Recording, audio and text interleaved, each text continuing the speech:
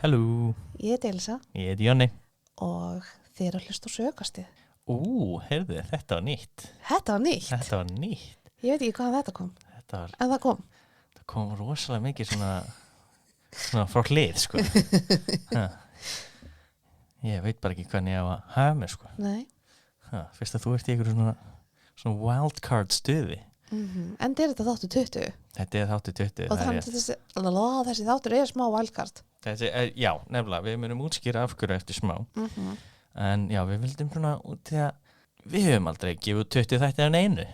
Þannig að við viljum... Nei, fyrir þetta höfum við ekki gefið út einn þáttan einu. Nei, það er rétt. Þannig að... Já, við vildum svona aðeins halda upp á það fyrir hlustendur. Þannig að... Bara, já. Þannig að við ætlum að vera með tvöfaldan þátt. Í rauninni, í einum. Já. Eitt stórt mál sem við erum búin að skipta á milli. Já, og þá einmitt, þetta verður þá fyrst Elisa og síðan kem ég inn í. Og klárar. Og ef ykkur finnst þátturinn oflangur að þá munum við skrifa í lýsinguna Hvar er skiptingin er. Já, þannig að þið getið ef þið viljið skipta honum upp. En við munum taka þið persónulega en ég menna það er annar mál. En ég menna, ef þið fýlir langa þætti þá er bara voila. Já, En heyrðu, við getum ekki farið alveg út af vagninum þó við séum að taka þér í þetta. Ég menna, síðast var þetta líka svolítið út af vagninum. Já, reyndar. Þegar það var engin spurning.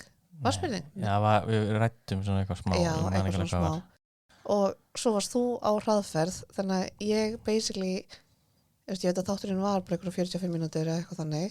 Þetta var mjög... En ég basically bara satt og talaði stanslaust í klukkutíma. Það var svona inn á milli þar sem ég kom inn, en annars bara... Annars var þetta bara, endalega var þetta lengsti textin. Já, en samt ekki lengsti þátturinn. Nei, að því að við vorum ekki að spjalla á því að þú varst á hraðferð, þannig að ég á bara eitthvað, ok, shit, ég þarf að ná þessu. Ég þarf að lesa allan þennan texta á... Ég er á yngri hraðferð núna, þannig að engar ágjur. Þið fáið nóg á okkur. En já, ég kom með litla spurningu fyrir þið. Er það ekki? Ok. Þú fær einn dag. Hvaða sögulega manneskja myndir vilja lifa sem sagt í einn dag? Þú veist þetta svo mikið. Ég veit, en þess vegna er ég með litla klausu. Það er ekki Marie Antoinette. Heyrðu. Það væri of augljóst. Ég veit, ég er að vera rosa ósakjart. Já, núna veit ég ekkert. Ég veit, því að þetta er go-to-it. Það ættu allir að vita núna að það væri Marie Antoinette. Já, þá er það.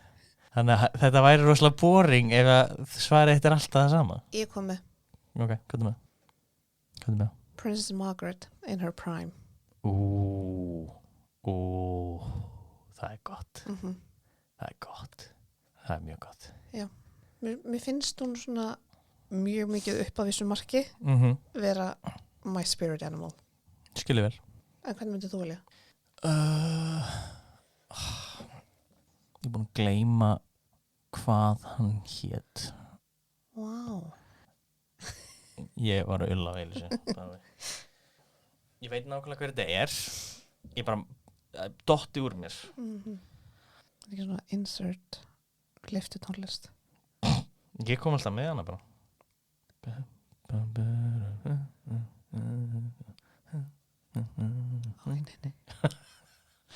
Fá mjög copyright. Ég mun bara klippið út. Já, ég veit. Eða svona Svampur Sveinsson 10 hours later. Allt og gott. Hann byrjar á P eitthvað. Pýþókaras. Það er ekki Pýþókaras. Það er í rauninni sá sem réð yfir Aþenu 400 og eitthvað. Perikles. Ok, og hvers vegna myndið þú vilja vera hann Perikles? Og þetta því að ég væri til að sjá Aþenu á gullöldinni, sem sagt á Ford Greiklands. Þú nú myndið vilja vera á toppnum en ekki almúgin. Nei, þetta er djóka. Ömurlegt líf. Bara almúgin hefur átti ömulegt líf þangað til svona 1960 kannski í fyrsta lagi. Þannig að, já, nei, alls ekki almúgin.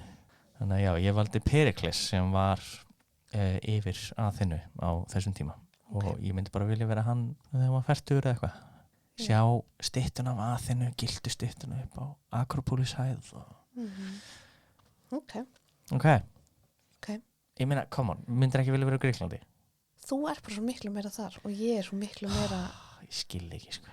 Frakland, Bretland. Já, ég veit, en ég er úrslega mikið svona grikk í mér, sko, held ég. Já, ég er þegnin ekki. Nei. Nefnum bara að halloumi er það besta sem til er. Það er alltaf bara the goat. Bókstaflega, geitaostur. Já. Síðan líka tzatziki og... Já, við getum verið hérna allkvöld. Og þú getur verið inn í allkvöld að tala þetta. Heyrðu, come on, þetta er gott val, ok? Þetta er alveg bara allt í lagi. Hvað? Ég bara tengi ekki. Skil ekki. Hvað? Á ég að vera bara eitthvað að þykjast? Já, þú veit. Nei. Allavega, eigum að byrja þetta. Er það ekki? Já, þið viti hvað við erum að fara að tala samkvæmt titlinum. Þú segir þetta alltaf. Ég veit, út af því að það er staðrind. Ég veit það, en þetta er staðrind sem þarf ekki að koma fram. Ok, fine. Við erum ykkur rosalega kýtistuði hérna. Já.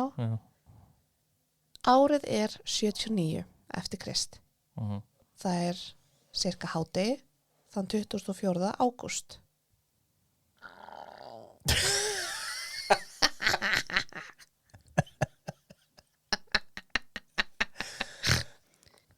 Já, hvað er með það? Hjálp. Það var það leyti sem íbúar Pompeii fóru að taka til því að aska, grjót og gjóska, eða debris á ensku, voru að skjótast út úr Mount Vesuvius og ringdi yfir borgina. Mjög svo fljótlega var komið 3 metra lag yfir alla borgina. Ok, vá, svona fljótt. Mörg hús eyðilögðust í kjölfarið og margir íbúar létust við það að verða undir grjóti eða vera inn í húsi sem skemmtist eða eitthvað slíkt. Og jú, vissulega var líka mikil svona reykmökkur að koma út úr fjallinu líka. Dagana áður voru miklir jarðskjálftar búin að fara yfir svæðið, en fyrir íbúa Pompeii var það ekkert óvenjulegt, líkt og við sjálf þekkjum. Þá voru jarðskjálftar algengir, svo það var enginn að kippa sér upp við þá. Nei. Einnig gerðist það alveg að smá ský og eitthvað svona eldfjallarusl var að koma úr fjallinu. Ok. En það var bara venjulegt. Já, þetta gerist það oft. Já, bara, þú veist, jarðskjálftar og eitthvað svona smá svona púfast út úr fjallinu. Var ekkert óvenjulegt. Ok, vissi ekki. Við vissulega vitum í dag að Vesuvius er eldfjall, en á þessum tíma vissu íbúar Pompeii það ekki. Fyrir þeim var þetta bara fjall. En möguleg útskýring fyrir því er að það hafði ekki gosið í 700 ár.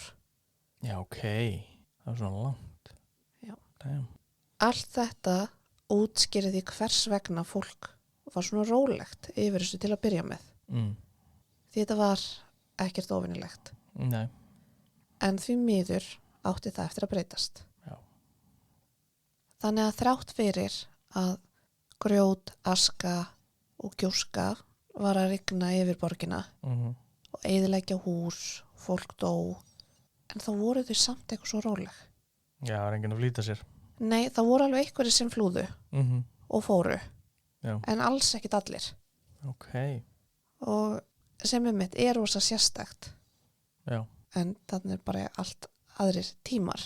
En morgunin eftir, þá er þetta búið að vera í gangi í tæpan sólarhring.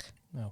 Þann 25. ágúst kom svo eiturgufa sem heitir formlega Nuit Ardente eða Nues Ardentes. Er ykkur þýðing því að nuit á fransku Ski. ardent er En heiftilegt. þetta er bara það sem að þetta heitir. Þú veist, þetta er bara, Já, þetta er bara jarðfræðilega heiti. já, Já, ok. allan að allstar sem ég sá var þetta. Áhört. Hæ, ég er að klippa þáttinn og vildi koma með eitt innskot, en ég sá einnig að þetta heitir Pyroclastic Flow og það hefur greinlega bara gleymst að taka það upp, en ég vildi endilega koma því inn. Já, þannig bara aftur að þættinum. En þessi eiturgufa kom svífandi yfir borgina og við það dóu allir sem eftir voru. Já, ok. Þessi eiturgufa sem ég sá einnig þýdda sem drápsgas á einum stað sem er mjög viðandi er stórhættuleg og fólkið sem varð fyrir henni kafnaði nær samstundis. Já, ok.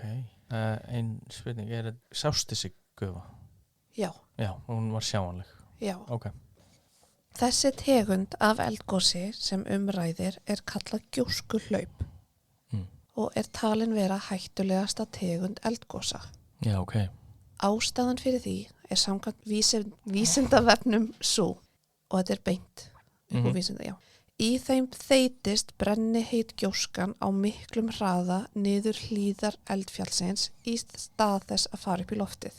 Já, meina. Svo öll eiturefnin fara beint niður í stað þess að dreifast andrúmsloftið. Já, svona jafnt í rauninni. Já, og þar að leiðandi getur gert mun meiri skaða. Já, Í rauninni eru þó til 2 tegundir af gjóskuhlaupum. ok. Í klassísku gjóskuhlaupi þá eru þau með mikið af gjósku en lítið af gasi. En svo er önnur tegund sem kallast gusthlaup, þar sem lítið er af gjósku en mikið af gasi. Og er það sem, Já, já, ég skil. gusthlaup er svo undirtegund sem er hættulegri, þar sem það getur farið í gegnum allt, yfir allt og út allt. Lætur ekkert stoppa sig. Það, já. Það sá mitt Lísa bara fara yfir hóla og hæðir. Já, þetta er það mikill hraði. Já, Já, ok, Jesus. gusthlaupið kom, já, og líka bara hvernig ég skildi þetta, núna ég er alltaf ekki jarðfræðingur, Nei, algjörlega. en að það er gjóskuhlaup og sem er svona þessi yfir tegund, en svo er í rauninni til einn auka undirflokkur Já, já, og já. það er þá þetta gusthlaup, en þetta gusthlaup er samt gjóskuhlaup. Já, þetta er í rauninni bara afbreyði af, Já, já, skilja. allan þannig sem ég skildi þetta, ef að það er vitlaust hjá mér, þá megiði endilega Já. leiðist það þeir sem eru þá fróðari. Ef það er einhverjir jarðfræðingar, endilega komið með og við Já. skulum komið með næsta þetta, en já, því miður við erum ekki jarðfræði Nei, en ég reyndi mér besta. Þannig að, Gusthlaupið kom á slíkum hraða niður fjallið að fólk hefur á öllum líkindum ekki skiljað hvað það var að horfa á. já, ok. Þetta risastóra ský kom á ógnarhraða og drap allt sem í vegi þess var. Ef hort er á rústinnar, þá sést ösku myndunin mjög vel. Ok, Og þá sést þá hvar hún var að myndast hægt og rólega. Í rauninni hægt og rólega byggjast upp yfir borginni. ok, Og þá er þetta allt svona laust. já, Og svona, svona fínt. nei, þetta er bara laust í sér. En það eru svona stærri og minni kottn og Já, já, já. allt svona. En allt svona út allt, Já. eiginlega. Já, ég heyrði eitthvað staðar að vera minnst á pumice eða eitthvað. Það var eitthvað efni. Aska og pumice. Já, en svo sést rosa vel þegar skýið kom og tók allt. Já, En það lag er svo þétt og það myndaði svo hratt að það eru alveg þráðbeinar línur í því. það Þetta er eiginlega bara eins og að það hefur verið svona versmiðu búið. í alvörunni. Já, Og hvað það er góð. sem samkvæmt sérfræðingum sýnir þá hvers mikinn hraða þetta var á. Já. Já. Það er magnað. Aska, steinar og annað svona debris hélt áfram að flæða og rigna yfir borgina og á endanum var 7 metra hátt lag af því yfir allri borginni. Vá, 7 metra. Það er rosalegt. Já, ég sá samt oft mismunandi tölur hversu hátt þetta allt var. Já. Þannig að og ég held að síðan hafið endað mun meira. Já, já, já. Vegna þess hver þykkt lagið af ösku var, þá náði hún að hylja öll þau sem dóu. Hvort sem voru út á götu, reyna að finna skjól heima hjá sér eða reyna sér besta til þess að komast undan. Pompeii í kjölfarið varðist óbreytt í tímanna rás. Geggjað. Já, ógeðslega leðilegt fyrir þau. Já. En þú veist, þetta er geggjað fyrir okkur. Að vera með svona time capsule Já. í rauninni. Þú veist, þetta er bara, við munum koma á það seinna meir, sko, Já. en bara hvað er mitt mikið varðveitist. Einmitt. Og svo svona eins og ég skildi þetta, að þá var það gusthlaup sem lagði borgina í rúst og íbúa hennar. En svo var það mikið gjóskufall sem grófana. Já, ég skilji. Ok, áhvert. Strákur að nafni Pliny hinn yngri varð vitni að eldgosinu sem tók meðal annars Pompeii. En hann var aðeins 17 ára á þessum tíma. Og þessi strákur er helsta, eða í raun eina, ástæðan fyrir því að við vitum svona sirka bát hvað gerðist þennan örlega ríka dag. Ok. 25 árum eftir eldgosið er sagfræðingurinn Tacitus. Tacitus, já, þekki hann vel. Hvort þetta væri eða sem voru sem Já, öll sé í fornlatínu er Ok. bara fyrir alla latínu nördana hana. Allavega þá fer hann að spyrjast fyrir frænda Pliny hins yngra sem hét Pliny hinn eldri. Þeir voru ekkert að flækja það. Nei, og við höfum minnst á Pliny hinn eldri áður. Er það? Já, 2. Byrju í hverju? Fyrst var það í genþættinum, minnum mig. Já, þar sem að einibir voru notuð í ákveðna lækningar. Já. Og hann var líka í messalínu þættinu. Ok. Það sem ég minnist einu svona á hann, þar sem hann var að lýsa messalínu. Ok. Pliny hinn yngri svarar Tacitusi í 2 bréfum þar sem hann fer yfir allt sem hann man að gerðist þann 24. ágúst árið 79. Ok. En þannig erum við samt 25 árum eftir atburðinn. Sumt hefur gleymst og svona. Í bréfunum lýsir Pliny hinn yngri öllu því sem hann sá gerast. Hann var ásamt mömmu sinni og eldri frænda, Pliny hinn eldri, 30 kílómetra í burtu í bænum Mísenum. Hann nefnir svo að Pliny hinn eldri hafði, þegar hann sá reykmökkin koma úr Vesúvíusfjalli, drifið sig frá Mísenum bæði til þess að aðstoða þá íbúa Pompeii og sumstað stendur hann hafi upprunalega farið til þess að bjarga vini sínum sem voru að flýja, en einnig var hann mjög forvitin hvað var að gerast. Hann var nefnilega mikill áhuga maður náttúrufræði og var náttúruvísindi og skrifaði meðal annars bók eða encyclopedia einmitt það efni sem þótti gott og gilt fræðiritt alveg fram að miðöldum en þá fór fólk að efast skrif hans. Já, er þetta ekki Dererum Natura bækunar sem hann skrifaði? Þetta voru 20 okkar bækur. Já, ég veit, en það heiti allt í rauninni Dererum Natura. Ég fór ekki það langt, það djúpt og ný. Nei, sorry, ég er Pliny aðdáandi. Þetta er svona, já, Pliny fanboy. Hæ, klippinga Jóni hérna. Ég er ekki jafn mikill Pliny fanboy og ég held, því þetta eru Naturalis Historia, ekki Dererum Natura, sem er eftir Lucretius. Pliny hinn yngri neitaði hins vegar að fylgja frænda sínum og ákvað að vera eftir í Mísenum með mömmu sinni. En þau voru samt alveg lengi að fylgjast með og það fór síðan eitthvað smá að rigna yfir þau. Þá fóru fundu skjól, þú veist, ekkit hættulegt. Þau voru það langt í burtu. Er ekki Mísenu, er það ekki svona beislega það er Napoli Jú, þetta er svona 30 kilometrum í burtu frá Pompeii eða frá hana Vesúvíus. En síðan fóru þau minni seinna kvöldið bara aftur heim. Já.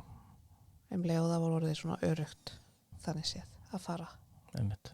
Samkvæmt bréfinu þá fór Pliny á bátnum sínum og tók herliðið sitt með, en hann var yfir the Roman fleet. Fyrst ætlaði hann að bjarga Rektínu, vinkonu sinni. Ok, Leiðin var þó erfið þar sem mikil þykkur reykur, möl og grjót var annarkvort fyrir þeim eða að rigna yfir. Einn manna hans á að hafa stungið upp á því að snúa við, en þá á Pliny hinn eldri að hafa svarað. Fortune favors the brave. nei, það hans setning? Já. What? Og skipaði svo að ferðinni yrði haldið til Stabiæ, Ok, skrifað S-T-A-B-I-A-E. mikið verið að stinga fólk hana.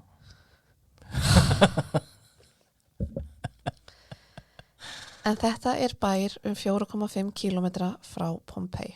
Já. En vinurinn sem hann ætlaði upprunalega að bjarga, hann Pomponianus, var þar.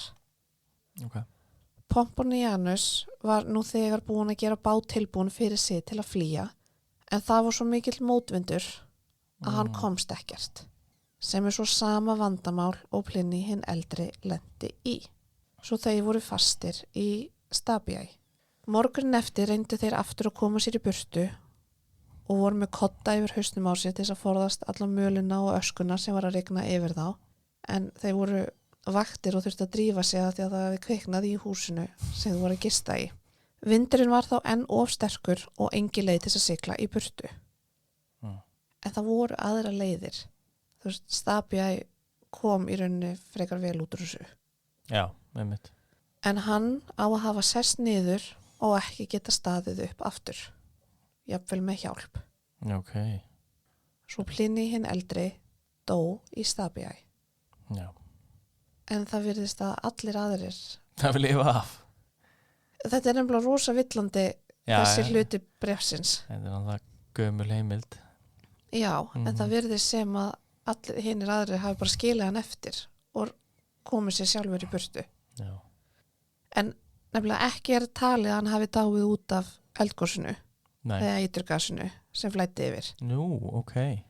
Líki hans fannst daginn eftir og virtist engir áverkar vera á því og talið er líklegast að hann hafi dáið úr hjartaáfalli, heilablóðfalli eða asma. Kastis, hann var með mikinn asma. Ok. Áhört. En þetta er bara sem er talið. Já, En algjörlega. eins og sé, þetta er gömul heimild skrifuð löngu eftir Já, og einmitt. svona. 100 eftir Krist. Það er alveg eldgamalt, sko. Já. Bréfin 2 sem Pliny hinn yngri skrifaði er eina heimildin frá sjónarvotti atburðin sem hefur varðveist. Vá, það er magna. Þrátt fyrir að ég sé hér búin að nefna dagsendingarnar 24. og 25. ágúst, þá er það ekki 100% staðfest að eldgosi hafi átt sér stað á þeim dögum. Já, ok. Dagsetningarnar koma frá endurútgáfu af bréfi Pliny hins yngra og er þessi endurútgáfa frá árinu 1508. Já, ég skil. En málið er að bréfin voru oft endurskrifuð Já, einmitt. til að viðhalda heimildinni Akkurat. og því er ekki ólíklegt að dagsendingin hafi eitthvað færst til. Ok. Við erum því að tala 1404 ár af endurskrifum. Já, vá, það er rosalegt. Þannig að Ekki skrítið þetta að við hliðrast eitthvað. nefnilega.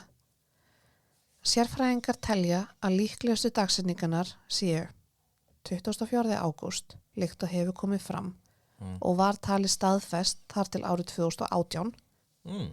Svo eru það 30. október, 1. nóvember og 23. nóvember. Ok.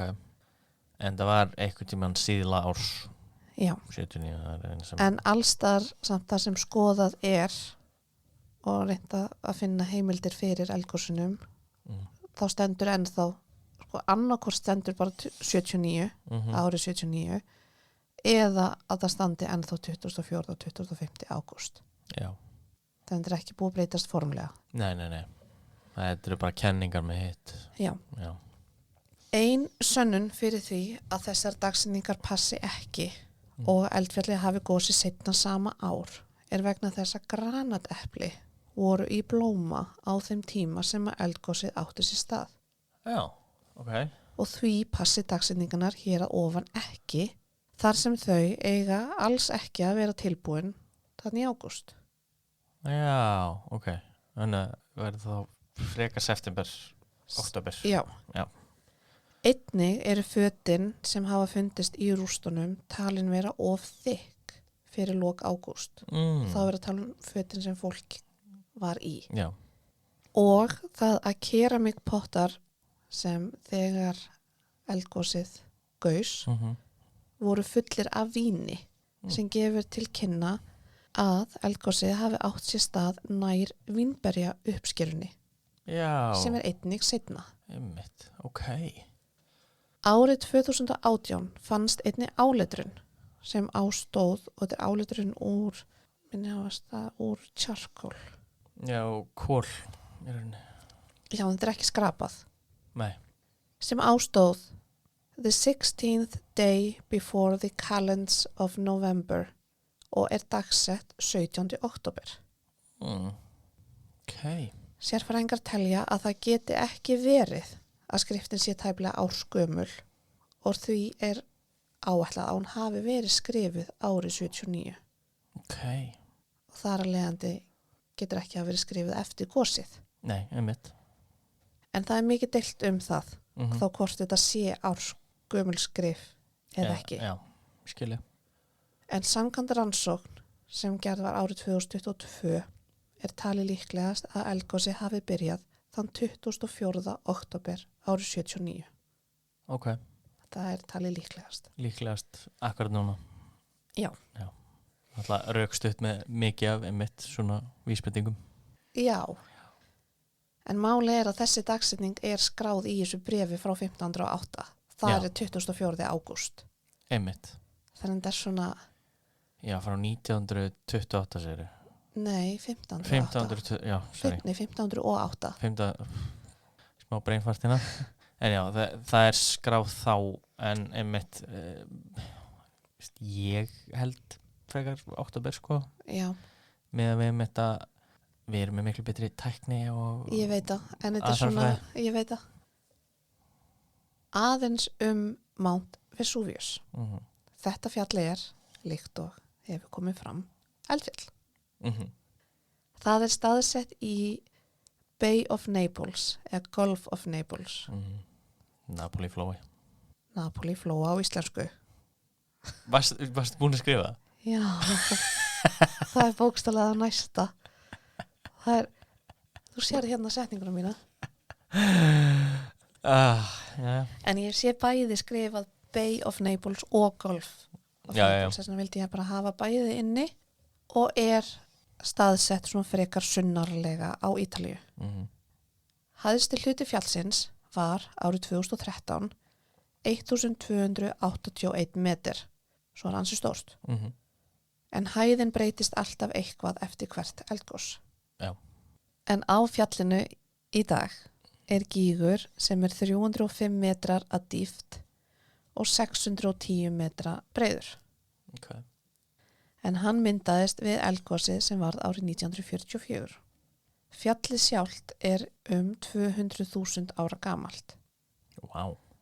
Og líkt og ég nefndi hérna áðan að þá var það búið að vera í dvala í ansi langan tíma áður en það gaus 79 eftir Krist. Já. En eftir það er það búið að vera ágætlega virt. Ok. Eftir gosið sem tók Pompeii fram til 1037 ársins voru 9 eldgos. Ok. Og eitt þeirra sem var árið 512 var við svo slæmt að fólkin sem bjó við rætur Vesuvius þurfti ekki að borga skatta. Já, ok. Vá, það er rosalegt. Já. Það að geta sleppt við skatta þá hefur eitthvað gerst. Já. Virknin virðist koma í bylgjum en frá 1037 til 16. desember 1631 gerðist ekkert. En þann dag Eftir 6 mánuði af jarðskjálftum sem stigmögnuðust í krafti gaus Vesuvius eftir 594 ár í dvala.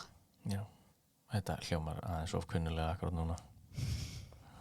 Mörg þorp eyðilögðust í þessu gosi, hraun flæddi niður á sjó og 3000 manns dóu. En næstu 313 ár er hægt að telja 22 eldgos Ok, og þau voru eiginlega nær stanslaust. já, ok, það er bara, Af því það myndaðist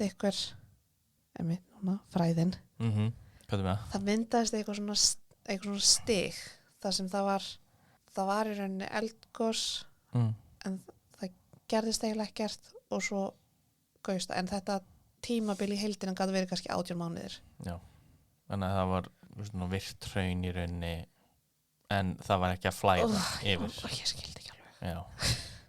Já, ég skal alveg segja það að menntaskóla jarðfræðin er ekki að hjálpa rosalega mikið akkurat núna. Ok, ég þurfti aðeins að skoða þetta betur.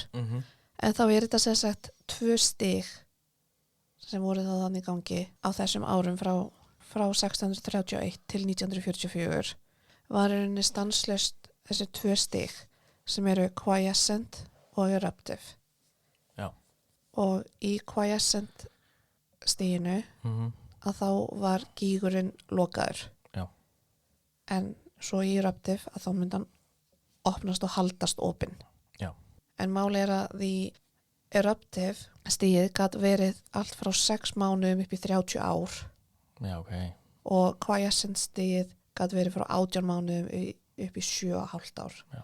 Þannig að það var einnig stanslaust einhver virkni. Já, þetta er svona svipað eins og núna á Reykjanesskaganum. Það sem, einmitt, það er quiescent og eruptive sem er einmitt í gangi endalaust og er að rauninni opnast hér og þar. Þetta er ekki bara eitt eldfjall. Já. Þannig að, já, bara svona til þess að Íslendingar svona fá smá beintengingu. Já. En það gaus síðast þann 17. mars árið 1944 og ég sá svona skemmtilegt í einni grein.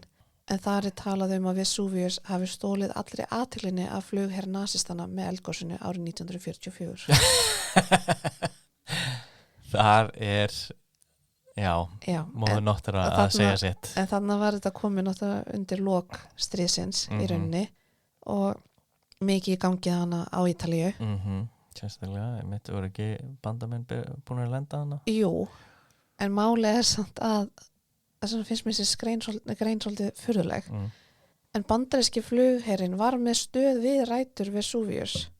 Já. Nálægt bænum Terzingo sem eyðilagðist í eldgosinu. Já. Þannig ég er svona, mér finnst þetta svolítið fyndin fyrirsögn að ég svona veit ekki alveg hvoru megin. Nei, mitt hljóta að vera fjær eldgosinu. Nei, ég er að tala hvoru megin höfundur greinarinnar er. Já, menna þannig. Já, það er áhugavert. Er hann með nastum í liðið eða ekki? Já. Mér finnst það áhugavert. En þetta samt stoppaði það ekki og bara nokkrum vikum seinna voru við konum með nýja base. En það er samt í rauninni ákveð svona gott hvað það voru margir þarna er að þetta er rosalega mikið af efni þetta eldgos, myndir og myndbönd og geggjað. En í þessu gosi létust 26 manns og 12.000 mistu heimili sín. Vá, það er rosalegt. En aftur að gosinu árið 79. Það sem margir kannski vita ekki er að nálægt Pompeii var önnur borg sem hét Herculaneum. Í henni bjuggu 5.000 manns og er hún staðsett við rætur Mount Vesuvius til vesturs. Þegar Vesuvius gaus þann 24. og 25. ágúst, já, við erum ennþá bara að halda okkur við til þess að hafa þetta einfalt. Já, ekkert mál. Að þá lagðist 18 metra lag af gjósku og ösku yfir borgina. Vá. Og talið er að ég bara gat ekki þýtt þetta, a compact mass of tufaceous material. Þéttur massi af hvað? Tufaceous? T-U-F-A-C-E-O-U-S. Tufaceous. Já. Ég hef aldrei stóðar. Nei. En sem gerði það að verkum að erfitt var að grafa upp borgina. En í kjölfarið var hún ekstra vel varðveitt. Já. Þetta virðist hafa verið aðeins þéttara heldur en var yfir Pompeii. Já, ok. Þannig að ekki að laust og þægilegt að grafa upp, já. Nei, en það sem er gott er að engin náttúruöfl gátu haft áhrif á rústirnar. Já, þannig að hún er í betra standi. Já. Já, einmitt. En við erum alveg að tala um að viður varðveittist, hús, bátar, föt, matur, fannst brauð sem að vera í ofni. Ég er einmitt að fara að tala um það eftir. Já, og svo hlustaði ég eitt viðtal við konu sem að er að vinna þarna og hún talaði um að það hefur fundist hérna bein og svona í kássum, í pottum. Já.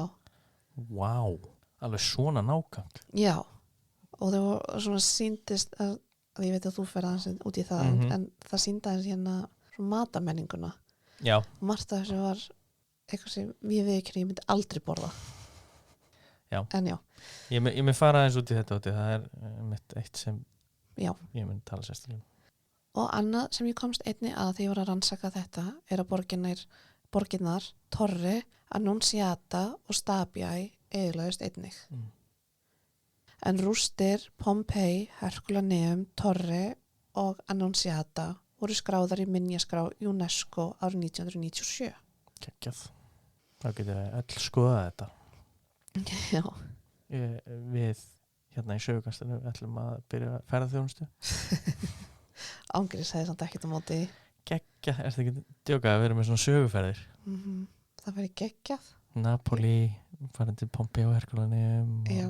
Ef þið þekki ykkur á ferðarskristofu þá vorum við mjög til í samstarf. Við erum mjög til í samstarf, ertu í djóka. Við getum verið gætar. Já, ertu að djóka? Mega til, sko. Það væri geggjað. Já. Þú með Versali. Eða bara París. Já, París, náttúrulega bara. En já, á 12. öld var búið að staðsetja og merkja Pompeii sem og hina bæina sem fórust í eldgosinu. Það var arkitektinn Domenico Fontana sem fann Pompeii þegar hann var að grafa fyrir göngum sem átti að hliðra ánni Sarno. Þeir sem að rekast á veggi og nokkra. Ok. Og sem er alveg með list á veggjum og svona þannig að þeir fatta að geggjað. Þannig að þeir svona skiljið ekki alveg. Nei. En hvorki hann né neinn annar var búin að fatta að þetta væri Pompeii. Nei. Og það var ekki gert fyrir árið 1637 þegar Lukas Holstenius hélt í fram. Það er svo einnig þegar átt að grafa fyrir brunni að þá hafi fundist sko einum stað stendur bara Pompeii en á öðrum stað fann ég að þeir hafi fundið styttu. Já, ok. Þannig en ég var ekki að finna nógu mikið það var ekki í öllum heimildum. Nei. Þess vegna vildi ég bara koma aðeins létt inn á það. En Herculaneum fann svo snemma á þeirri 18. öld eða árið 1709 og fyrst var byrjað að grafa hana upp árið 1738 en ekki var byrjað á Pompeii fyrir 10 árum seinna. Ok. Fyrsta almenna staðfestingin á að þeir voru að vinna á réttu svæði kom svo ekki fyrir árið 1763, 15 árum eftir að uppgröfturinn hófst. Ok. En þá fannst áletrun sem ástóð Rei Publicae Pompeianorum. Þetta var vel búið fram. Þetta er rosa langt. Rei Publicae Pompeianorum. Pompeianorum. Já. En þessi uppgröftur á borgunum tveimur er talin vera upphafið að nútíma fornleifafræði. Það? Ok, áhugavert. Ég vissi það ekki. Ég held að það væri Tútankamón og svona Egypta. Nei. Já, þetta er bara áhugavert. Það er bara það sem ég held. Já. Giuseppe Fiorelli tók yfir stjórn af uppgreftinum árið 1860. En það var verið að svona hægt og rólega að grafa upp og en samt í rauninni ekkert skipulag á þessu. Nei. en hann var þarna fenginn árið 1860 og bara, jæja, gjör svo vel. Já, komið plan. Já, en þá var tekið til og allt vel skráð og borginni skiptu upp í 9 svæði, eða allan það sem búið var að grafa upp. Já. Göturnar sem og húsin voru númeruð til þess að auðvelda skrásetningu og einnig til þess að auðkenna. Og er alltaf að tala um svona 3 númera kerfi. Ok. Þannig að þá varstu með númerið á svæðinu, götunni og húsinu. Ok. Og þá gastu auðveldlega fundið. Já, hvað tilhörði hverju og bleið. Já, en þá vissur við kannski að það væri bara 4, 8, 16. Já. Þá vissur við bara að þetta er svæði 4, gata 8, hús 16. Já. Eða svona. Eftir að hafa fundið mikið af beinagrindum og eða bara hauskúpum, tók hann eftir að það var mikið holrými í kringum beinin, sem að hann á þessum tíma var ekki alveg að skilja. Nei. Og að því þetta hélst bara, þú veist, þannig að þegar hann fór að reyna að grafa, þá svo fjall saman holrými. Já. Sem var sérstakt. En hann Fiorelli stakk þá upp á því að hella gifsi eða plaster. Sumstaðar sá ég steypu. Ok. En í langflestum heimildum er sagt gifs. En hann hellti því ofan í rústunar eða ofan í holrýmin. Já. Gifsi fyllti þá upp í það holrúm sem var til staðar eftir að manneskja lést og bjóð þannig til mót af því sem fyrir var.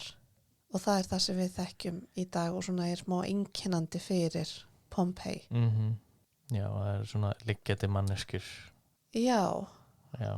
Þetta er rosa skrítið að sjá þetta sko fyrst. Þetta er það nefnilega og margir hafa verið mitt rætt hvort þetta sé siðferðislega rétt.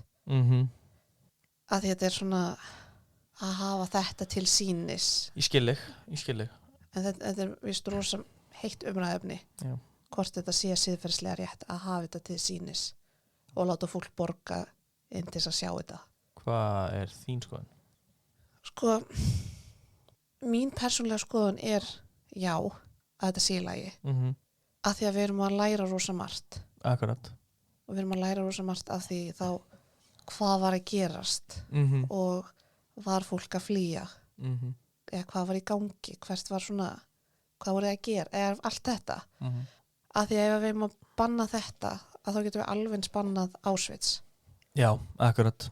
Og ég meina í þar eru til sýnis föt og hár og tennur og alls konar. Þannig að þá þurftum við raun að loka því líka. Algjörlega, það er náttúrulega bara sömurögg. Já, en að því þetta er gert í svona fræðilegum tilgangi, að þá tel ég þetta vera mikilvægt. En ég skil samt hinrögin. Já, 100%. Ég persónulega held að þetta gerir þetta aðeins raunverulegur heldur en þetta hefði annars verið. Já. Veistu hvað við? Þannig að fólk tengi við, já, þetta er ekki bara rústir. Einmitt. Fólk var hana. Já. Veist, fólk dó hana. Við sjáum það. Og þetta er líka svo sérstakt að bara með við því hvernig eldgos þetta var, að þá í rauninu höfum við þennan svona glugga inn í þennan heim. Algjörlega. Sem er rosa sérstakt og svona einstakt. Mjög. Þetta er smá svona eins og, þetta er mjög off topic. Já, go for it.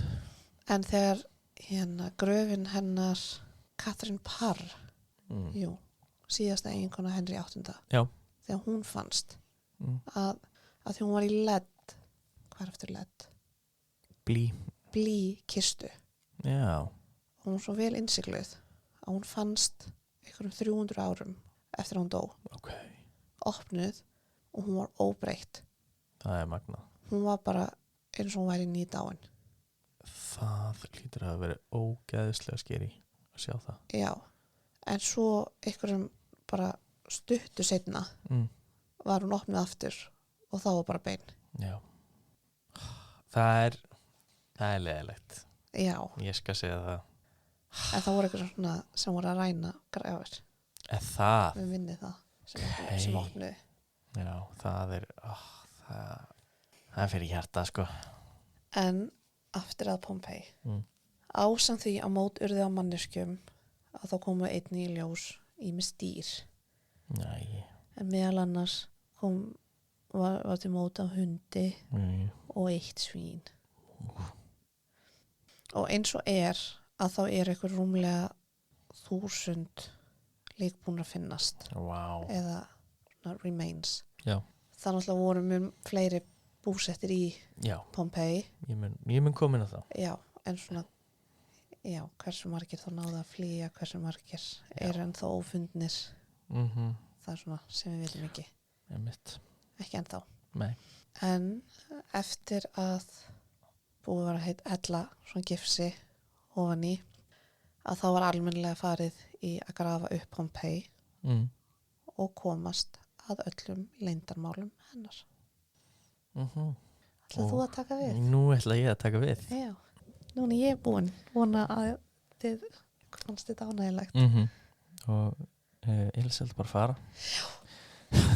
Engin þarf fyrir mig Nei, ekki þannig. En já, þá komið að þér. Sko, Seinni hluti. Já. Ekki síðri, vonandi. Nei. En já, ég ætla í rauninu bara að fara í Pompeii í svona sögulegu samingi. Við erum bara menninguna Já, og uppruna og svona. hverðu voru og, já. Þú veist, þetta var þetta er áhugaverð saga. En alltaf eitthvað í Herkulaneum líka. Lítið. Já. Ég mun minnast að Herkulaneum en Já. út af því að það minna til að vinni. Það minna til. Já. Þá finnst mér bara að Herkulaneum kannski eigi bara sín eigin þátt. Já, ef að því kemur. Ég samt sá ykkur þar að helsti munurinn á þessum 2 borgum að Pompeii var meira svona vinnuborg. Já. En Herkulaneum ekki. Já. Þetta verður svo lýsir sig sem svona stærri borg og svo meira svona chill. Já, það mega mér sann með að við allt. Já, en það var bara eitthvað sem ég heyrði hann í viðtalinu við konuna sem að vinnur aðna. Já, einmitt. Ég mun einmitt minna. Hlustuðu kannski á sama eða? Nei, þetta ekki, og ég sá eitt gæja sem eitthvað svona Oxford kennari sem hitti, sem svona supervisor á stanum. Og ég man aðeins tala hann í lokin. Já, ok. En allavega, Pompeii var ekki byggð af Rómverjum upprunalega. Nú? Nei. Fyrsta fólki sem nam land þarna voru Oskanir. Það eru kallaðir Íoski eða Líoski, sem þetta vítulsku. Þeir eiga hafa verið þarna á 7. eða 8. öld fyrir Krist. Þau voru eitt af fyrstu ítölsku fólkinu sem gerðu sér heimilin á ítalska nesinu. Þetta eru í rauninni svipað og etrúskanir sem Rómaveldi í rauninni þannig sé komið. Það mjög mikil forsaga á undan Róm sem ekki þekkt nógu vel. Nei. En þetta svona, við vitum af Oskunum og etrúskunum og svona. Það ein kenning sem heldur því fram að nafnið á borginni hafi komið frá Oskunum.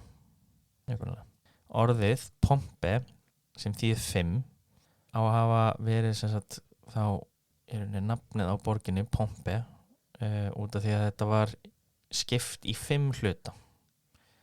Sem sagt svona eiginlega 5 bæir, ef maður mætti orða það þannig, sem Pompe var sem sagt upprunalega með Oskunum. Þetta ein kenning, ég hef ekki séð neitt annað, en já. Þaðan á Pompeius nafnið að líka hafa komið þaðan, sem sagt eins og Pompei eða Pompeius hersöðingi sem var með og á móti Júlíus Sesari. Já. Og já, þar orðsifjafræði Horn Jonna búið í dag. Já. En vert að minnast á að hún hét síðan ekki Pompeii fyrir en löngu seinna. Þannig að það ekki víst hvort að þessi kenning sé rétt. Bara eins og með svo margt frá þessum tíma. Nefnilega, svo erfitt að annarklita niður. Þetta þú veist, einmitt, við erum að tala þú veist, 800, 900 árum fyrir Krist, skilur, þetta já. Heimildir eru litlar sem engar. Síðan á 7. öld, og við erum að endalaust hérna fyrir Krist til að byrja með, þannig að ég mun láta ykkur vita þegar það breytist. þá tók við frekar óstabilt tímabil í Pompei. Fyrst komu Grikkinir og tóku borgina. Síðan Etrúskanir, síðan aftur Grikkinir og síðast samnítarnir. Þetta gerist allt á tímabilinu 525 fyrir Krist til 425. Ok, Þannig að á þessu smá kaos. Já, á þessum 100 árum þá erum við búin að skiptast bara alveg hægri vinstri, sko. Já. Samnítanir réðu óáreittir síðan frá 425 til 310. Þá lentu þeir í smá bobba við Rómverjana og endaði þetta sem nýlenda Rómar. En samt með samnítana en þá með völd. En þetta var orðið, þú veist, einmitt nýlenda þannig að, þú veist, þau skulduðu skatt og bleið. Það er frá þessum tíma þar sem Pompei sér sína mestu stækkun. Það var mikil ræktun á víni og olíu sem þau seldu og þetta varð ein mikilvægasta verslunarborg á svæðinu og einmitt út í þetta mitt á milli Rómar og Suðursins. Og fyrir þá sem er ekki svona ítelsku perrar eins og ég, þá þetta er Róm pínu norðar heldur en Pompei og Napoli og þar. Já, sko, eins og ég sá þetta. Þetta er stígvélið. Er henni rétt áður en að stígvélið verður að fótunum? Já. Að þar er Pompei? Já. Þannig að kannski sjá þetta fyrir ykkur. Já. Þetta er sem sagt... Já, svona rétt áður en beigjan fram á fótinn kemur. Einmitt. Veist, þetta eru öklin. Held ég kannski 100-200 kílómetrar sem sagt Napoli frá Róm og einmitt þetta er rosa góður staður fyrir verslun þar sem það er í rauninni rosa gott portana og það er mun styttra í þá eins og syðri hlutan, Púlíu og Sikilei og allt þetta. Þannig að þeir nýttu sér staðsetninguna og verðu mjög rík borg. Það var einmitt þá mesta uppbyggingin á þessum tíma, þú veist, að vera að byggja og þétta og blöð. En þar sem þetta var bara nýlenda Rómar, þá voru margir orðnir pirraðir yfir því að vera ekki með rómverskan ríkisborgararétt. Það var gerð uppreist gegn Róm sem þau töpuðu. Okay. Og sem sagt, og það varð svona smá styrjöld þarna 91 til 89 sem sagt fyrir Krist. Já. Og þar að leiðandi varð þetta bara að Róm sem sagt, út af því að þeir vildu sjálfstæði sem sagt, samnýtanir en þeir Rómverjarnir bara þurrkuðu út. Þetta varð bara partur af Róma held ég, alveg. Og þar að leiðandi hætti þetta nýlendu dæmi. Og einmitt þá byrjuðu Rómverjarnir að byggja meira þar sjálfir sem sagt í staðinn fyrir samnýtana og þaðan kemur nafnið fyrir Pompei. Okay. Þannig að þetta var í rauninni nýja borg Pompeis. Já. Þaðan á nafnið hafa að koma. Skil. En já. En þeir hafa þá fengið rómverska ríkisborgararéttin sem þau vildu. Já, en ekki á þann hátt sem þau vildu. Á sínum tíma er áætlað að 11-12.000 manns bjuggu í Pompei. Allavega þegar eldgosið gaus. Það passar. Miðað við að það eru 1000 beinagrindur sem hafa fundist. Það er rosa stórt hlutfall af borginni sem hefur dáið og einmitt það er ekki búið að grafa þetta allt upp. Nei, en vitanumlega er samt að einhverjir flúðu. Já, akkurat. Eða að því að það er hana fólk við landamærin eða við endaborgarna sem eru kallaðir svo hópur af fólki sem er kallað flóttafólkið. Já, ég skil. Sem bara náðu ekki að flýja. Það náðu ekki. Og það er einmitt sem sýnir hvað drápsgasið var hratt. Að þau eru bara í hreyfingu. Það, það er magnað. Þannig að það er samt alveg einhverjir. Það er vita að alveg einhverjir flúðu. Einmitt. En miðað við að þetta var 0,65 til 0,7 ferkilometrar þá var þetta frekar þétt byggð sem var hana og til að setja þetta í smá samengi þá er Reykjavík 273 ferkilometrar og Pompeii er 0,65 til 0,7 ferkilometrar. Já. Þannig að Reykjavík, ertu að taka allt? já, bara allt Reykjavíkur, þú veist, alla Reykjavík skilur, Já. Grafarholtið og Já, Gráin og einmitt. bleið. Og ég meira að fann út hvað þéttleikinn var í Pompeii á þessum tíma. Nó. Það er rosalega mikið svona vísindi hérna Já, í þættinum í dag. Jarðfræði, starffræði. já, Jesus, það er rosalegt. En já, til samanbyrða að þá er Reykjavík með 510 manneskjur á ferkilometra. Pompeii var með á þessum tíma, samkvæmt ógættireikningum, 18.461 manneskjur á ferkilometra. Og núna út af því að þetta var ekki ferkilometri, já, þetta er það sem þetta hefði verið, skilur hefði þetta verið. já. Já. Það er mun þéttara en London og aðeins minna en í París. Sko, London er með sko 5.000 og eitthvað Já, hana á ferkilometran, en París er með 20.000, eða næstu í 21.000 Já. manns á ferkilometran. einmitt. Þannig að já, þetta var þétt Já, og einmitt þétt fyrir þennan tíma sérstaklega. Sko. algjörlega.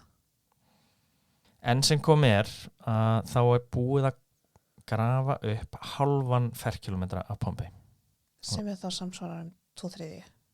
Já, einmitt. Og það stendur eftir 0,16 cirka Já. ferkilometrar sem er eftir. Já. Þar sem að það er svo mikið varðveitt frá Pompeii að það er hægt að búa til ákveðna mynd af því hvernig fólki lifði á þessum tíma. Einmitt lík vafin í gifsi eða svo ösku Já. sem eldgosið ófðu í. Það einmitt, eins og við töluðum á að þá gefur þetta ákveðna svona, hvað maður að segja, langar ekki að segja líflegri mynd, en þú veist, allavega Gefur smá hugmynd. já, gefur smá hugmynd gefur eitthvað mannlegri mynd á þetta. Því miður dóu þau, en þökk sé þeirra dauða þá vitum við mun meira en við hefðum nokkuð tíman geta vitað. Og það eru beinagrindunar í kjallaranum sem gefa okkur fyrstu innsýnina í daglegt líf Pompeiana í þættinum í dag. Í einni landbúnaðarhirslu í Oplontis, eitt af úkurum Pompeii, þá fundust þó nokkrar beinagrindur í kjallara á landbúnaðarhirslu. Fólkið hefur hlaupið þangað þegar eldgosið hófst og leitað sér skjóls í kjallaranum. Rökleg pæling Já. fyrir tíman. Eða þeir líka vissi bara ekkert Þau hefur ekki að hugmynda. gusthlaup væri. Nei, og þú veist, hvað er gas, skilur? Einmitt. Það er mjög óljúst á þessum tíma. Já. Og einmitt fundu sér skjól í neðanjarðar byrgi sem var ágætlega vel varið frá umhverfinu.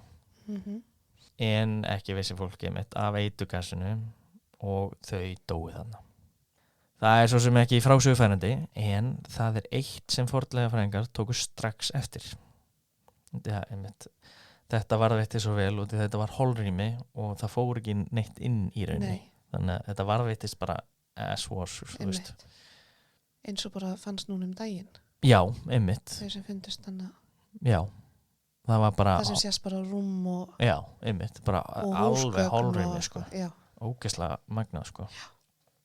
Já, það fannst bara núna nýlega. Einmitt, Það er bara, var mjög þess ári. já, það er bara nokkru mánuður síðan. Já. held ég. Allána. Já. Og finnst þetta mjög áhugavert. Já, ef það þetta er kannski mjög heyrist. áhugavert. Já, við erum sögulúðar, eins og Já. þið vitið. Fornleifafræðingar tóku strax eftir að beinagrindunum var skipt upp. Fólkið sem skildi sér þarna var uppi sikkvot vegginn, sem er svo skrítið. Það er rosa sérstakt. Það var bara ekki að halda sér skilur, saman. já, einmitt. Já. Þegar rýnt var betur í beinagrindunar að þá sáu þau að þau sem voru hægra megin þegar komið var inn voru með peninga og skarpgripi á sér en hinar ekki. Og þetta þjónustu fólk. Það var ríkt fólk og þjónustu. Já, ég er að meina það. Og einmitt til að mynda að bronsið sem þau voru með, ríka fólki, Já. það litaði beinin þeirra. Ha? Já, þannig að þau eru græn. Ok. Sumaði, Já. en einmitt, og það finnast græn bein með ríka fólkinu en ekki með hinn. Ok. Sem er, mér fannst magnað. Já, það er mjög áhugavert. Út frá þessu í rauninni getum við áætlað að stéttaskiptingin var mjög mikil. og þeir sem voru aflægri stéttunum máttu ekki vera of nálægt þeim ríku. Nei, þau hafa greinlega hleypt niður með sér. Já, en það var samt Einmitt. þú ert á þínum vegg. Já, en það er samt alveg að þau hafi hleypt Já, með. sko það sem ég held ég hef ekki séð neitt þetta en að þetta var þjónustu fólki þessa ríka fólks og þau náttúrulega bara hugsaðu að þau myndi lifa af Já, og að þau voru að taka með þessi þjónuna sína þannig að þau þurfti ekki að redda nýjum þjónum. ég skil. Það meikar sens. Já, þannig að ég held að þetta hafi ekki gert í Nei, sjálfslösu nei, skyni. Sko. einmitt. Þetta er ekkert nýtt í sögulegu samingi en það er athugavert að sjá skiptingin helst þrátt fyrir eldgos. Já. Þannig að þetta hefur verið frekar rótgróið allavega, þessi stéttaskipting. Já. Og einmitt, beint á móti landbúnaðarhirslunni í Oplontis með beinagrindunum í kjallanum að þá er stór rómversk villa sem hefur varðveist mjög vel og ég bara í heild sinni í rauninni. Yfir 100 herbyggi með freskum sem hafa varðveist. Ok, vá. Og það sést ennþá litinur alveg sko. Þær eru málaðar með sjaldgæfum og dýrum litum sem fengust einungis á fjarlægustu stöðum Rómaveldis. Og ofan á það að þá er 60 metra löng sundlaug í garðinum þar sem gestir lágu á bökkunum með höfða næs. Ok, næs. Já. Já, það var skiptingana. Já. Pompeii, eitt vinsalasti ferðamannastæður í heimi í dag, var á sínum tíma mjög vinsæll ferðamannastæður fyrir þá ríku. Og þarna fóru ríkir Rómverjar í slökunar og skemmtiferðir.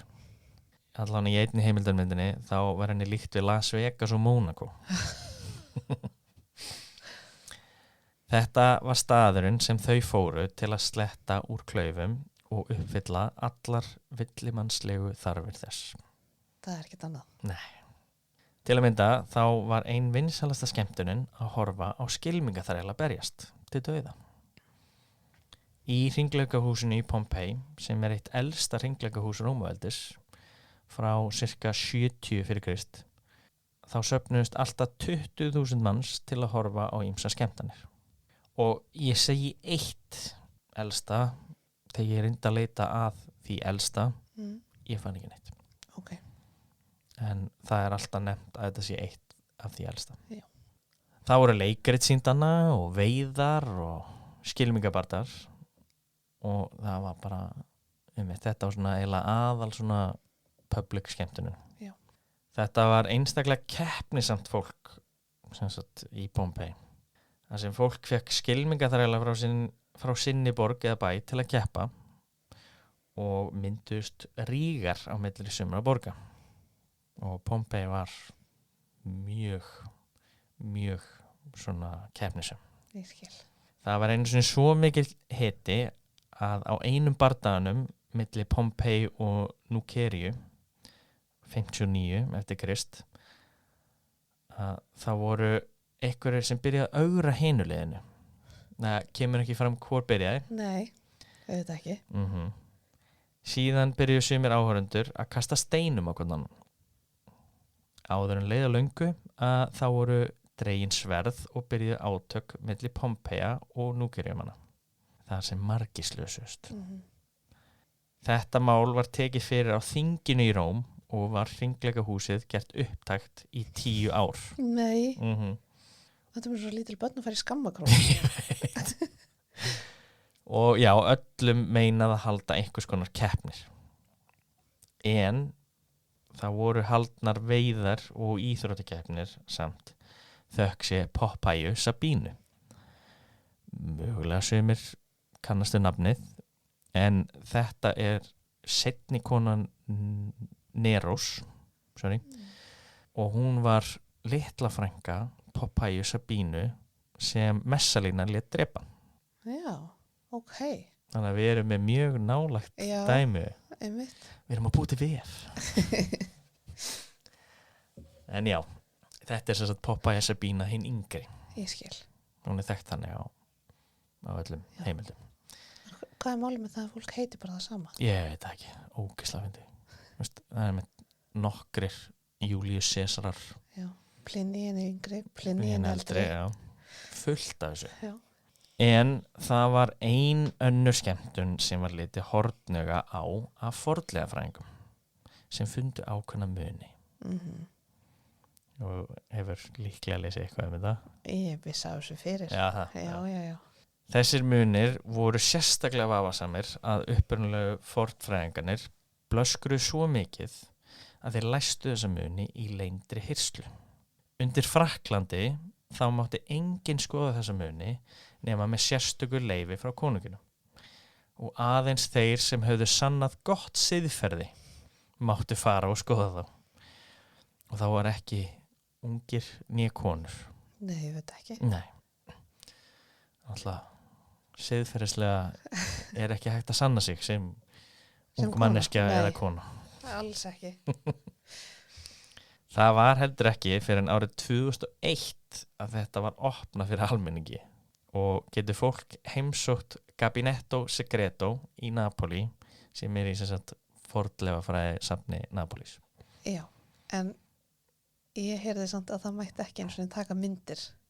Ég held að megi ekki taka myndir þarna nema í Já, heimildarskyni í dag sem sko. að einmitt þetta viðtal sem ég hlustaði henni fannst hún vera að gera eitthvað rám þegar hún fór þann inn í fyrsta skipti bara akkur er ég að fara þannig það sem þetta er svo sér til sýnis og það eru svaka reglur í kringum það bara, hvað er í gangi? Síðan eitt ógeðslega fyndi að það er líka sem sagt 14 ára aldurstakmark í Gabinetto Segreto í dag og ef þú ert yngri þá verður að vera í fylgd með fullorðnum. Já. Með að við gelgjur ertu vissum að vilja fara með foreldrinum Já, einmitt. ára á þetta? En viltu kannski segja hvað þetta er? Já. Ef ykkur krakkar eru að hlusta á þetta með foreldri sínum þá mega foreldrarnir kíkja á tímasetningarnar í lýsingu þáttarins því ég mun Alltaf að skrifa tímasetningar á þessu? Já. Ok. Bara því ég veit af einum sem Já, er ungmanneskja. Já. Þannig að, já. Ein lítil frænka. Já, ein lítið frænka. Takk fyrir hlustuna, Elíbet. Fornlega frænganir grófu upp teppi. Meðal annars. Ekki eitt, Nei. heldur í 100-tali. Já. Styttur, málverk, hoggið í veggi. Það voru teppi út allt, bæði í Pompeii og Herkúlanum. Já. Sem er samt eitt gott við þetta. Mm. Er í rauninni að þú veist þetta var bara heima hjá fólki. Já, ég mun koma inn á það. Ok. Já, engar ágjur. Og já, þetta var í alls konar stærðum og stellingum, lafandi og í reist, utan á hóruhúsum og yfir skiltum og bakaríum. Þú komst ekki undan því að sjá teppi því að ef þér blöskaraði og þú leist niður á götuna að þá voru teppi á götunni sem beindur að næsta vændishúsi. Ekkert verið að flækja það? Nei. Teppa tekallar og teppa pípur nefndu það var hana. Bara alls konar svona þá gróf listaverk. Ó já, fullt það. Í alls konar stellingum og öllu. Bara, það eru mjög mikið af fyndnum myndum frá þessu. Já.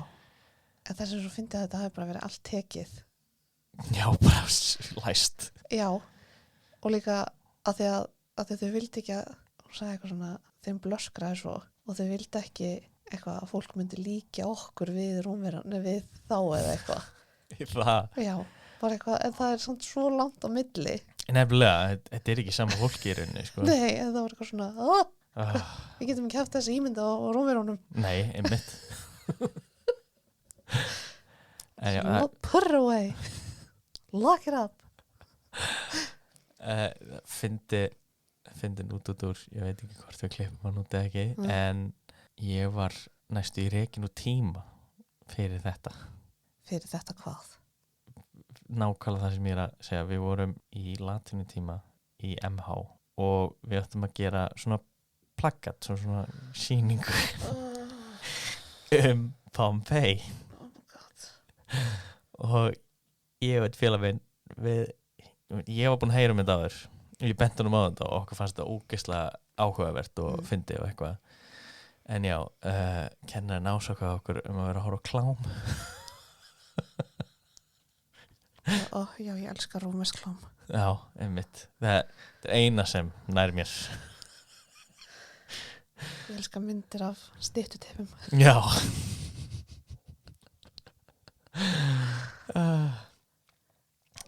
Já, allavega. Var kynlíf eina sem Rómverjarnir hugsuðum? Sko, það eru nokkri þættir sem þarf að hafa í huga þegar kemur að þessu. Það var auðvitað mikið um kynlífstengt en ekki öll. Ég myndist að þau voru utan á bakarjum og tippamyndir og styttur voru notar eins og púkanir utan á Notre Dame til þess að venda gegn illum öndum. Þetta hafði því enga kynferðislega tengingu í þessu samhengi. Það voru síðan gerð mikið af hálsmunum með tippum í sama tilgangi og héngu þau á hálsi margra. Á mönnum, á konum, nautgripum og jafnvel börnum. Sem er allskynsrangt akkur nú. Nei, þau bara ólust upp við þetta, þannig að það var ekkert feimnismál. Nei, með tippi alveg eins og bíflugur eða eitthvað eru táknum bara frjókun. Já. Þetta er náttúrulega bara einn náttúrulegasti hlutur fyrir mannkynið. Það eru limir og allt þetta. En þetta var ekkert, að þetta var bara heima hjá fólki. Það var bara út um allt. Þannig að þá var þetta ekkert feimnismál eða þetta var ekkert eitthvað dónalegt. Nei, alls ekki. Það er bara allt aðra merkingu heldur en það hefur í dag. Sérstaklega einmitt í Grikklandi. Já. Þá var þetta mjög lítið feimnismál. En svo náttúrulega bara með tímanum hefur þetta alltaf orðið að miklu meira og meira tabú. Já, því ég kem inn á það af hverju þetta varð tabú. Okay. Það er önnur. Það er önnur saga. Önnur saga. En já, það á sérstökum hálsmunum voru á hinum endanum, sem sagt það var tippi og síðan svona í rauninni svona endanum á tippinu þá var hinum endanum sem sagt þá var hnefi með sem sagt þumlinum á milli vísifingurs og löngutöng. Já. Ég er að sýna hérna í beinni fyrir Elísu en ég vona að þið sjáu þetta. Dreilar svo eins og þegar verið að stela nefin á manni. Já, algjörlega. Og það er merki samfarir og frjósemi. Já. Þannig að, já, veistu, þetta er í rauninni þannig að Ítalir hafa ekki verið að gera merki bara frá því þau voru Ítalir. Nei. Þeir hafa verið að gera þetta frá því þau voru Rómverjar. Já. En þau voru ekki öll gerð til þess að venda gegn illum öndum. Þetta var líka erotíst. Og ég skrifa erotíst með stórum staf því hann Eros eða Cupidus á latínu var í miklu uppáhaldi þarna. Hann var gríski guð ástar og enn fremur ástríðu og holdlegrar löngunar. En hjá sumum velstæðri hjónum að þá fundust erotíska styttur sem annarkvort prýddu garðinn þeirra eða héngu upp á vegg. Það voru líka margar myndir af kynlífsenum guðana sem málar voru á veggina. Sérstaklega Venusar og Mars, þar sem þau voru þekkt í goðafræðinni sem allra hörðustu kanínur, ef má orða það þannig. Ég skil. Og einmitt Venus og Mars er Afrodíta og Ares í grísku. En það voru líka kynlífsenur með Bakkusi eða Dionysus, guð drykki og skemmtunar sem var oft með kynsvöll í goðafræðinni. Sko, Dionysus var það allána en út af því að þetta er í rauninni sami guð, Dionysus og Bakkus, en það hafa alltaf verið eitthvað ákveðnar breytingar milli, þannig ég veit ekki alveg með Bakkus. Nei, okay. Það voru líka myndir af nymfum, satýrum og hermafrodítum. Og hermafrodítur er gamla og úrelt orðið fyrir intersex fólk í dag. Já. Og kemur frá gríska guðunum Hermafrodítos sem var sonur Hermesar og Afrodítu og var í rauninni bara samsteypa af þeim tveimur og var hálfur kall og hálf kona. Ég skil. Og einmitt, intersex var kallað Hermafrodítur í alveg langur tíma. Ég Ég vildi bara skilgrina hvað hermafrodítur voru fyrir. Já, Já. ok. En síðan voru klúrnari myndinar og styttunar í vændishúsunum. Já, Það var sýnt alls konar á vegginu þar. Það einmitt líka gott að minnast á það að vændi var löglegt á þessum tíma og var meira að segja skattlagt af ríkinu.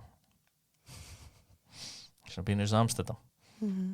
Það var samt munur á milli vændiskvenna og átti það við hvar þar voru staddar þegar þær stunduðu vændi. já, Þær gátu stunda það í lúpanareunum, erfitt að íslenska latnesk heiti, en já. Þetta var svona lúpanareum, og sem voru í rauninni bara vændishúsin. Og það voru líka til svona spa í rauninni á svæðum við höfnina. Það fannst í einu vændishúsinu við höfnina 24 myndir á veggjunum með hinum af þessum stöðum og stellingum. Ein kenningin á baku það er að þar sem þetta var við höfnina að þá var mikið af sjómunum héðan og þaðan úr Miðjarðarhafinu. Að tala ekki allir latínu eða tungumál úr nærliggjandi umhverfi. Hvað á maður að gera ef maður getur ekki tjáð hvað maður vill? Þá gátu þeir einfaldlega bent á myndinar sem þið vildu og borga fyrir það. hvað er þetta svona Chinese menu? Já, basically. En já, í stæðan fyrir að borða pekingönd þá ertu að Já, biðja doggy. ég skil. Það er ein kenning, síðan er önnur kenning það sem segir að þetta var í rauninni bara til að sýna þeim hvað þeir áttu að búast við eða eitthvað. En Eða bara staðfesta að þú sést í. já, Húsum. já, akkurat. Og þetta var í rauninni svona baðhús Já. meira, frekar heldur en vændishús sem var í rauninni bara, já. Mhm. Tippamyndir og tippastyttur voru líka bornar fram í boðum. Ég fór djúpt í þessa kannúru, Já. sko. Ég sé það. Olíulampar í eftirlíkingu Erosar og öllu hans veldi, ef maður orða það þannig, áttu að skemmta fólki og að koma því í góða stemmingu. En eitt sem allir þessi limir greina sérstaklega frá er að það var eiginlega ekkert af kvenkyns kynfærum sem voru máluð eða hokkin út. Þetta greinir frá kynjaskiptingunni sem átti sér stað á þessum tíma. Þetta var feðraveldi, minna kannski en það var í Grikklandi því að konur á ákveðnu tímaverið allana höfðu ákveðin réttindi. Þegar það koma, eignum og gátt í ákveðnum tilfellum kosið á þinginu sem bara mátti alls ekki í Grikklandi. En burt sér frá því að þá voru þær lægra settar en karlar. Það er líka áhugavert að sjá húðlitin á myndunum.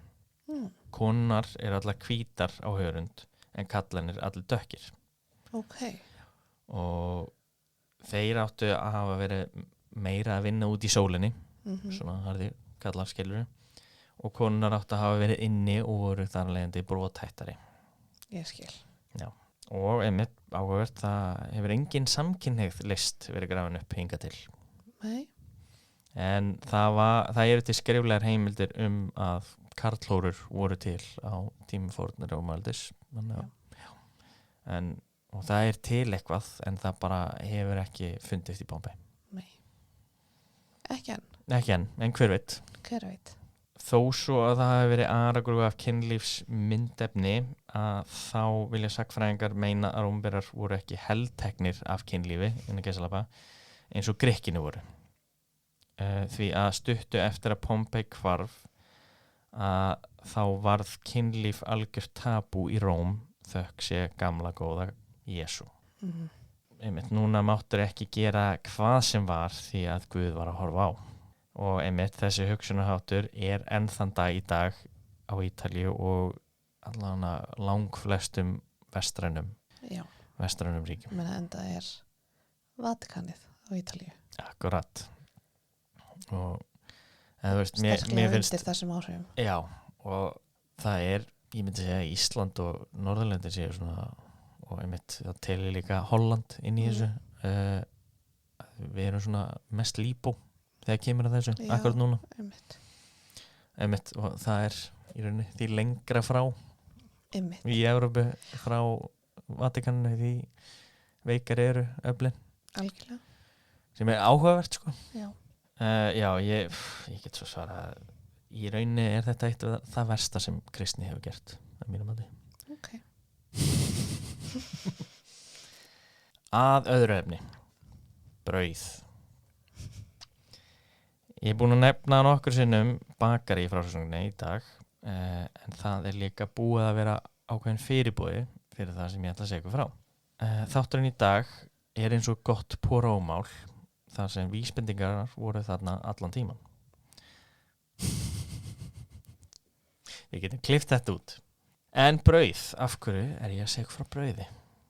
Jú, það er vegna þess að í Herkulaneum fannst eitt pistrínum eða bakari sem var frekar heillegt og heillegasta bakari sem finnst á öllu svæðinu, sem sagt Pompei þar með talið.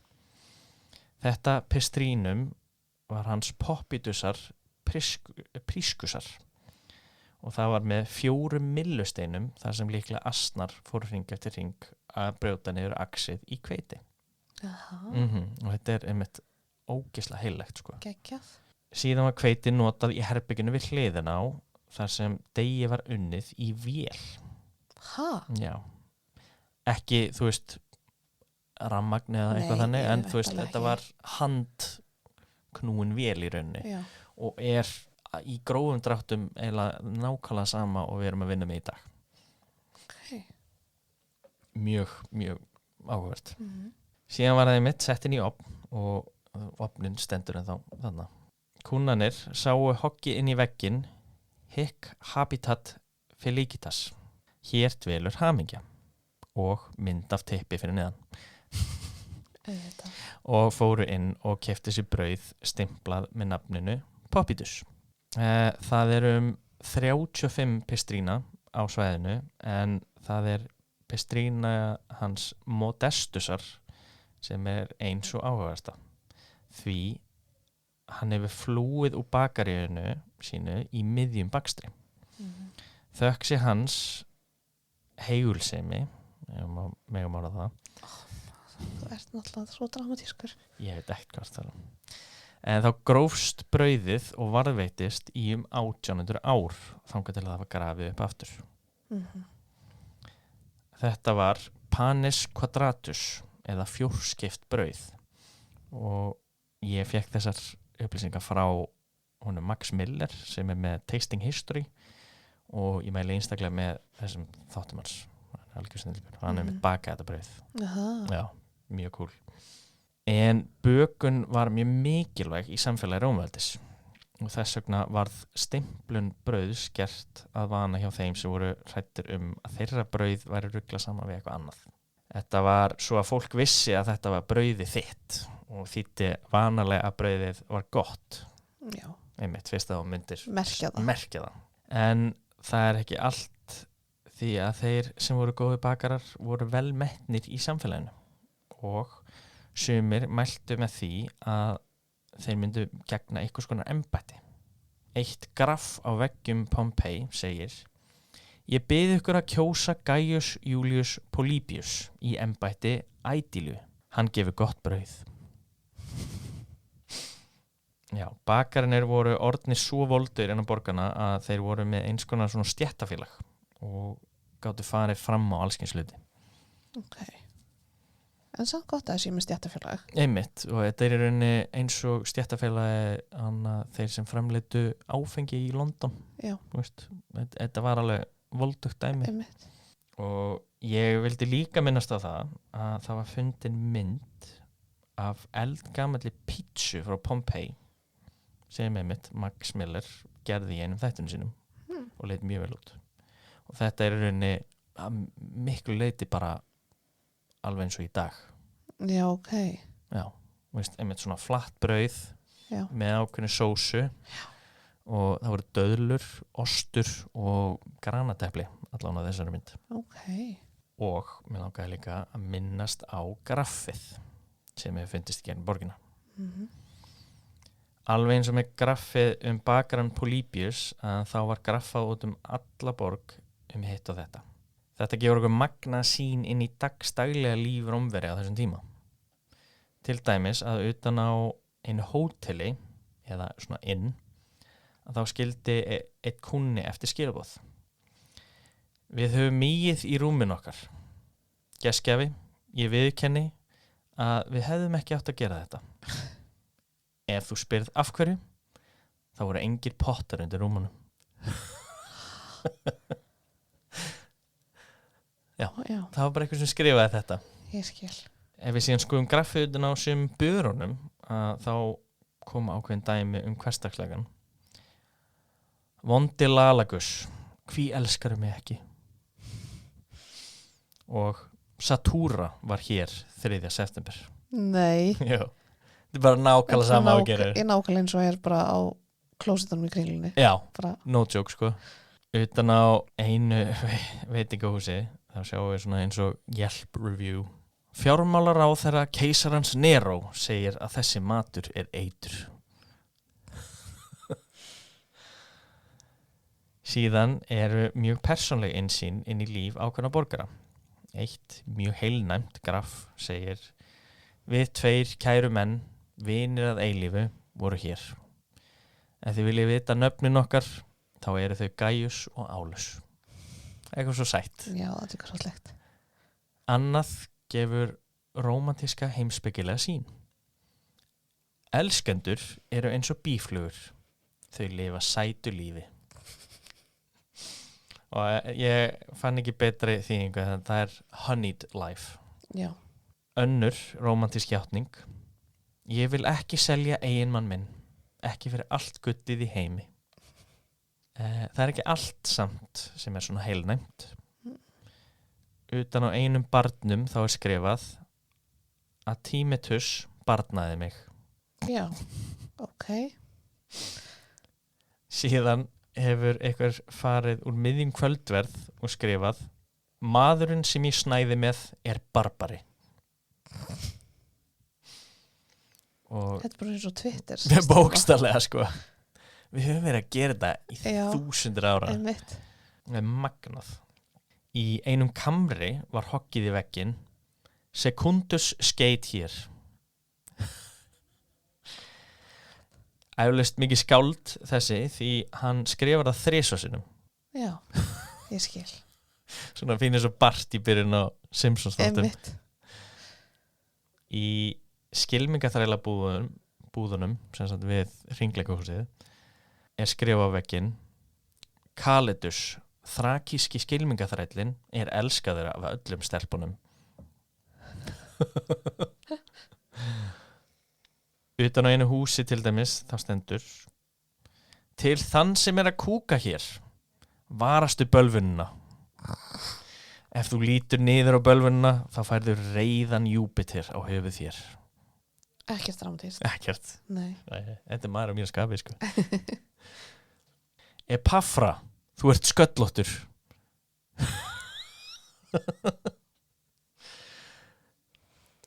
Og einmitt annars svona skemmtilegt dæmi: Virgula til vinar sín Tertíusar.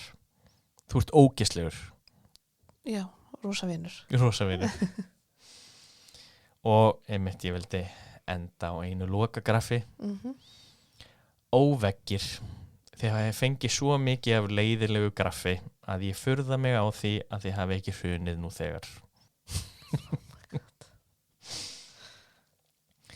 En já, það var hann Mattia Buondono sem einn af svona sá sem sér Pompei akkurat í dag.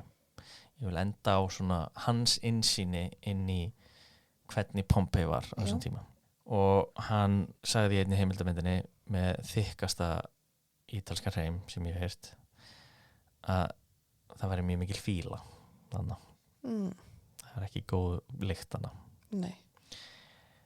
En að samkvæmt honum að þá besta svona innsýnin hvernig Pompei var hvernig Napoli í dag.